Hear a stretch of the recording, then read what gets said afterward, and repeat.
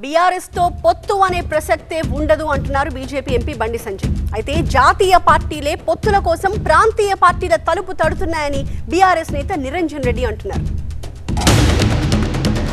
BRS party అంటే out అయిపోయింది, farm house లో ఉన్నాడు సార్, బయటికి వెళ్ళలేడు.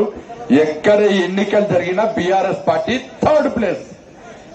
గింత పార్టీ బీఆర్ఎస్ గింత పార్టీతో మనం పొత్తు పెట్టుకుంటావా? మనది గింత పార్టీ, మనకి గింత పార్టీ. అరే అధికారంలో ఉన్నప్పుడే పొత్తులు పెట్టుకోలేదా? ఇప్పుడేం పెట్టుకుంటామే పార్టీతోని, అవుట్డేట్ కేసుతోని, అవునా కాదా?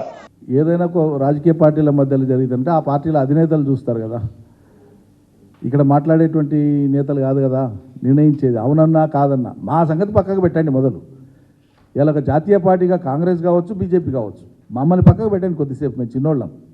రెండు జాతీయ పార్టీలు ఈ దేశంలో పొత్తులు కావాలని ప్రాంతీయ పార్టీల కాళ్ళ దగ్గరికి పోతున్నది ఎవరండి? ఈ దేశంలో ప్రాంతీయ పార్టీలు ఉరుకుతున్నాయా?